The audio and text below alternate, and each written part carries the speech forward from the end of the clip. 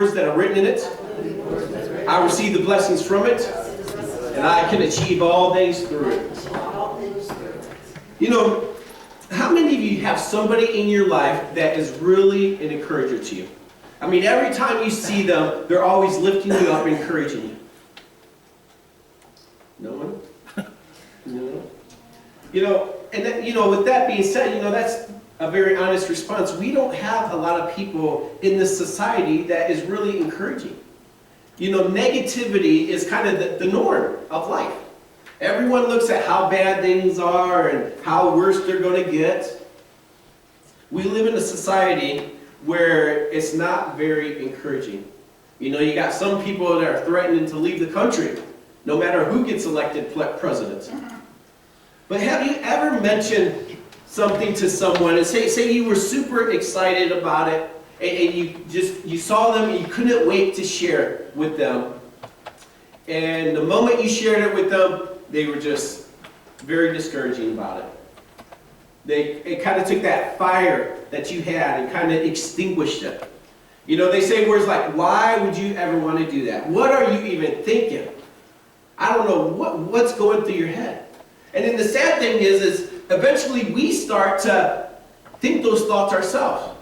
Here we were so excited about doing something, and now that we've spoken those words to someone and they were very discouraging and negative about it, now we no longer think that it's a good idea ourselves. Imagine if you shared your dream with someone, and instead of them being negative, they were like encouraging. What if they sat and they listened to you and said, what, I'm going to be praying for you about that. I'm not saying every idea that pops in my head is good. It's not. But you can still be encouraging and let me know that you don't agree with me. Hey, that sounds like a great idea, but have you ever thought of this? That's one thing. But a lot of times we don't encourage people. But imagine if you shared somebody with someone and all of a sudden they were like, anything I can do, I'm going to help. Just let me know. I want to sow into this ministry. I want to help you out in this way or that way. We'd probably be like, oh my gosh, what just happened? Because we're not used to people encouraging us. But if they encouraged us and they told us that they believed in you. When was the last time someone told you, I really believe in you. I appreciate you. When was the last time someone spoke those words over your life? You don't hear that very often. But all we need to do is be encouraged as we go about our day. It's so easy to feel as if what we're doing isn't really making a difference. That no one cares, and we begin to even regret even putting forth the effort. You ever do something for someone and you were just, really felt compelled to do it, and actually you got a little bit excited to do it. And they were just like, whatever. And then you start saying, why do I even do this? Why do I even care? Why did I even, spend all that time preparing this or preparing that?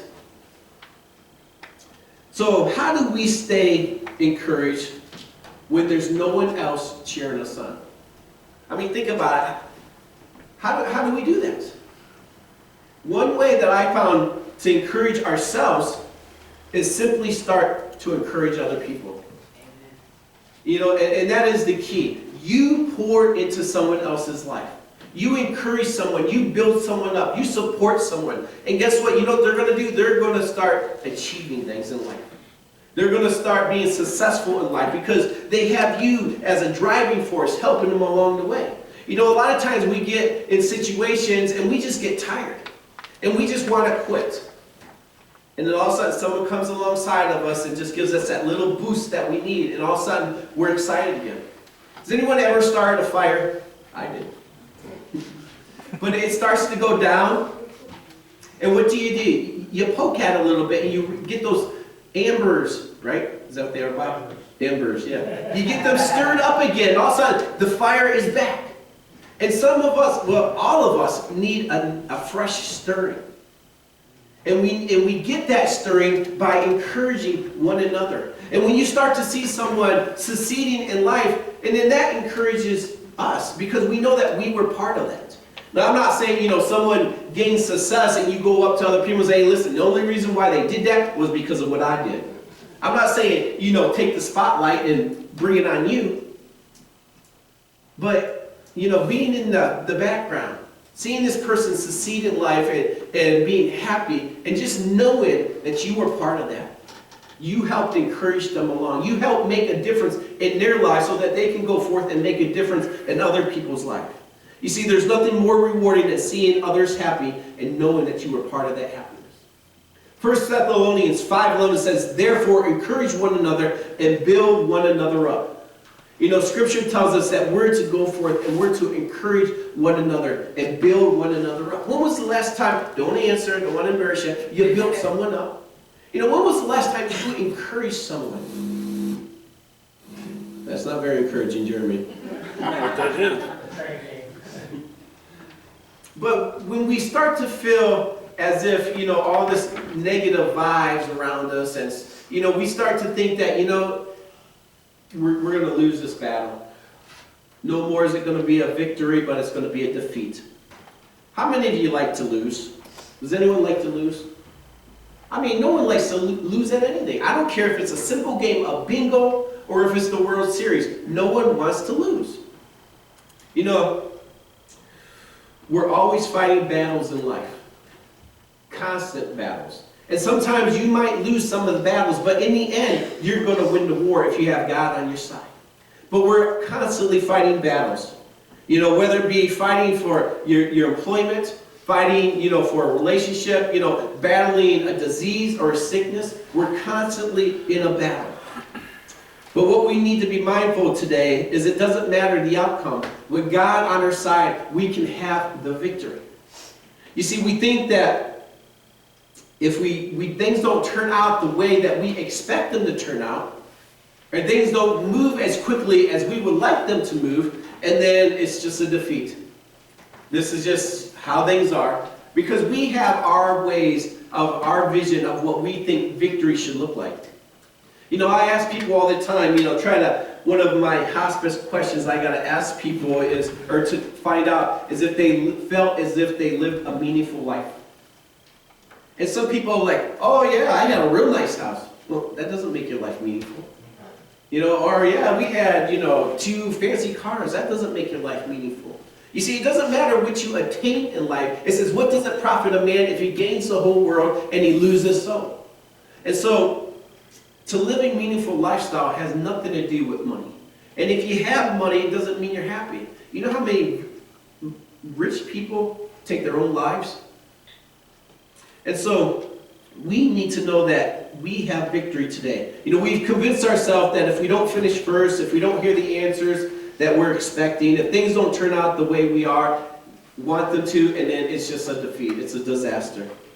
But it's only a defeat if you don't grow from the situation or you don't learn from it. You see, you can attempt something and fail at it, but you can still have a victory if you learn a lesson from it. If you gain some knowledge from it. Ignorance, by definition, is doing the same thing over and over again and expecting a different outcome. It doesn't work that way. So even though we might fail at something once, twice, 20 times, if each time we learn something from it and we grow from it, and then we gain the victory.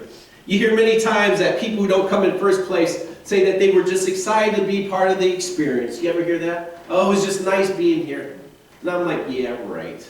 Because everyone wants to win. I used to think that was just a coping mechanism. But really, it's all about our attitude, if we're going to claim a victory or not. Learning to lean on Jesus during setbacks and difficult times, that will lead to victory. Learning to trust in Him during challenges and discouragement, that will lead to victory. Even in the midst of defeat, you can have victory today if we simply don't give up. And that's the key. We cannot give up. A lot of times, we feel as if, feel as if I'm beating a dead horse. But we can't give up. 1 Corinthians 15:57 says, but thanks be to God who gives us the victory through Jesus Christ. And so if you want victory today, it's not in and of your own strength, but it's the power of God working through us that will bring forth that victory. But many times it seems as if we have more losses than we have gains. And what happens at that time is we start to lose all hope. And we start to sink into despair. You know, everyone has moments when they just want to give up, when they're feeling down and out. You ever have those times where you invite people over for, little pity parties? We all have them. No one can be happy 24/7. I can guarantee you Mr. Rogers wasn't always happy. When we allow ourselves to overdose on discouragement, that's when despair sets in. So I'm not saying, it's wrong to be sad. I'm not saying it's wrong to be angry. God made us with emotions. And He wept, and He got angry even. But it's when we overdose on that discouragement that despair sets in. Sometimes when people are grieving, when people are crying at a death of a loved one, guess what? That's a normal response. That's a very normal response. But, 6 months later, if they won't come out of their house, that's not a normal response. And so what we have to do is we have to know that there's a season for everything. There's a season to plant, there's a season to uproot. There's a season to live and a season to die. And so we're going to go through many ups and downs with our emotions because we're human. But what we can't do is get stuck in one area of our lives, because that's when we sink into despair. We want to give up on life and we start to shut down and we start to shut other people out. We don't want anything to do with anyone. Just leave me alone. This is just how I am. Need to remind ourselves that God is with us even when we feel as if we're at our very lowest.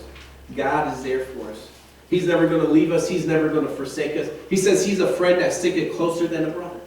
And so you might feel that you don't have anyone to encourage you today. You might feel that you don't have anyone to speak hope into your life. Well, you do if you know Jesus. He's working things out even when you don't even know it, even when you don't even see it. You see, He's that work behind the scenes.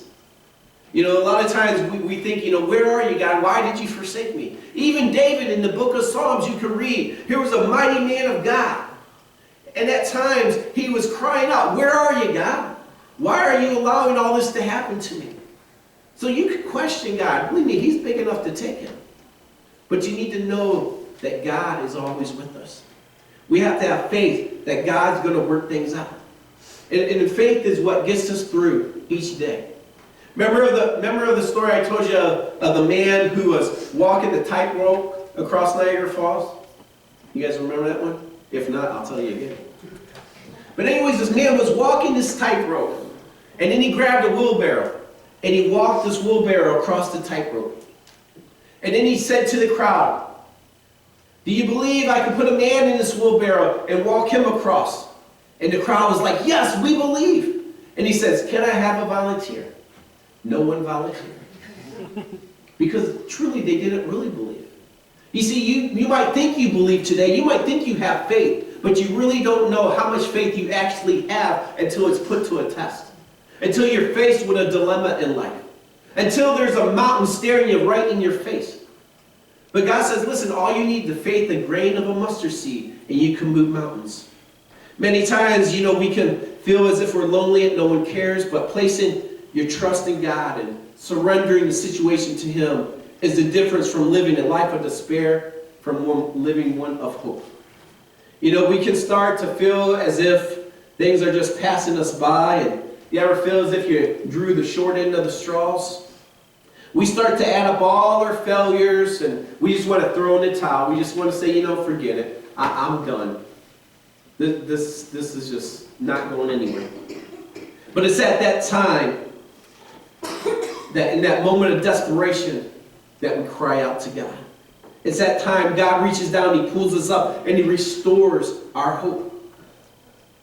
You start to feel your strength begin to return. The joy starts to come back, and you begin to realize all is not lost. You start to see that light at the end of the tunnel. It's very dim, but you can see it now. And then you realize that God has us. That whatever you may be going through, big or small, we need to know that God is over it all. And he's always going to be there for us to offer hope. Isaiah 41:10 says, "Do not fear, for I am with you. Do not be dismayed, for I am God. I will strengthen you, and I will help you, and I will uphold you with my righteous right hand." So God knows that we're going to have turmoil in our life. He says, in this world, you're going to have trials and tribulations. But he goes on and says, "But fear not, for I will overcome this world." You see, God's come today to give us life, and life more abundantly. But many times, instead of speaking encouragement, instead of speaking hope, instead of speaking victory, we start to speak death. You know, I know that sometimes life can get a bit unmanageable. Wouldn't you agree with that?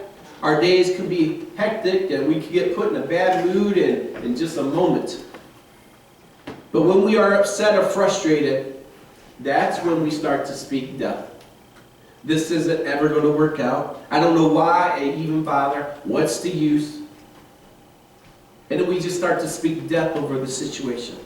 All that positive attitude that we once had, it's gone. You don't even see any remnants of it. All our hopes and all our dreams, they start to die down. But what if instead of speaking death, we spoke life? Imagine that. You know, speaking life over a situation isn't simply trying to convince yourself of another reality. You know, if you have, your house is going to be foreclosed on. Speaking life isn't saying, no, it's not going to be foreclosed on. I'm going to pretend like all my bills are paid. That's not speaking life. That's just being ignorant and dumb. But speaking life is saying, even though that I have this impossible situation, I know that God is going to see me through. He's the great provider. He's going to make a way where there seems to be no way. He's going to open up doors that no man can shut. That's speaking life over a situation. Not pretending that the problem doesn't exist, because you know the problem exists. But speaking life over the situation is standing on the promises of God. And when you begin to speak life, you actually believe by faith what you're saying. You know, we say a lot of stuff. But again, like I said, we have to have faith. We have to put our faith into action. Faith without works is what? Dead. And so we need to quit with the dead faith today. Even if you're not seeing any changes happening right away, keep proclaiming the promises of God. You know, a lot of times we think, okay, let me just sit here. Oh, God, make this happen. Okay. And we get up. Nothing's changed. Why didn't God answer my prayer like that? You know, it's a process. Daniel prayed for 3 weeks, and the answer still did not come. But what did Daniel do? Did he give up? No. He kept praying. He kept persevering. You see, there is a spiritual realm. And our struggles is not against flesh and blood. And so we need to know that there's an enemy out there whose job is to kill, steal, and destroy. But God's come to give us life, to heal, build, and restore. So even if you don't see the promises of God happening right away in your life, have the faith. Keep pressing through. Pray until something happens. So no matter what area of your life feels as if it's slipping away, speak life over it today. You see, God is more than able, and He's still in the miracle business. You know, we read about the scriptures, and we read how He made the lame to walk, the blind to see, the deaf to hear. You know, you read about all these many miracles, how He fed the multitude, how He walked on water. And we're like, why don't we see those miracles still yet today? Well, you can, but you got to have faith to believe. You know, did you come this morning to church expecting anything? Or did you just get up and come to church? Today, speak to your mountain and cast it into the sea. It's now that we need to stay encouraged, because victory is sight if we simply don't give up hope. Speak life over not only your life, but over other people's lives as well. You know, there's a lot of power in this tongue. And a little bit of encouragement could go a very long way. Proverbs 18:21 says, death and life are in the power of a tongue. You know, we can rip someone up and down very easily. But how hard is it for us to speak life over one another? To encourage people. You know, people that just know how to press our buttons, you know, we just want to rip them a new one. But we need to encourage people today. We need to lift one another up in prayer. We need to speak life over their lives. And so, be encouragers today. Know that God has a plan and purpose for each and every one of us. And a lot of times, we're kind of like small children. If we don't get our way, we just want to quit and give up. Well, that's not what I wanted to see happen, so forget it. But we need to know that God sees the bigger picture. You ever take a puzzle and empty it on the table, and it's just in 1,000 pieces, and you don't have a clue where they go. But little by little, you start to assemble the pieces. And what happens, the more puzzle pieces that fall into place, the easier the puzzle gets. That finding that first piece is always the hardest. Unless it's a brand new box and sometimes the pieces are stuck together. That's cheap. But as you start to put the picture together, you start to realize what it is. And then I don't know if you're like me, but when I put together a puzzle, I'm constantly looking at the big picture, the box, so that I can see where the next piece might go.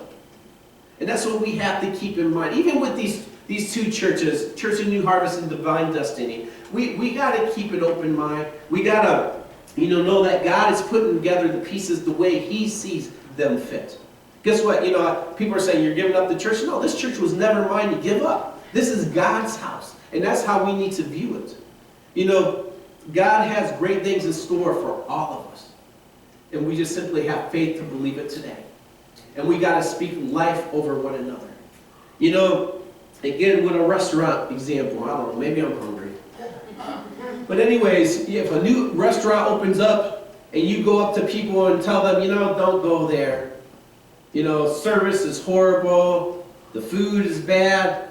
You think that person's going like, oh, when can we go? They're not going to want to go.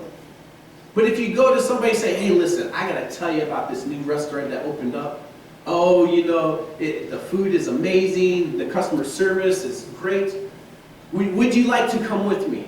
That's how we need to even view church. We need to get excited once again about the things of God that He's doing in the midst of us. And then when people hear you excited, they're going to get excited. And they're going to go, I need to go find out what in the world is going on. But when we go about our day and we'll invite people to church. Hey, you want to go to church with me? Yeah, he's not that long, so, And afterwards, I don't know, we'll go get something to eat. That's not real excitement. But telling people, God is on the move. And He's making a difference in my life, and He can make a difference in yours. So why don't you come see what He can do in yours? I'll swing by, I'll pick you up, I'll hog tie you, I'll drag you in there. But we got to get excited once again, church. Because we can either be part of God's plan, or we're going to be against His plan. And I don't know about you, but I'd rather be on God's side any day. Amen.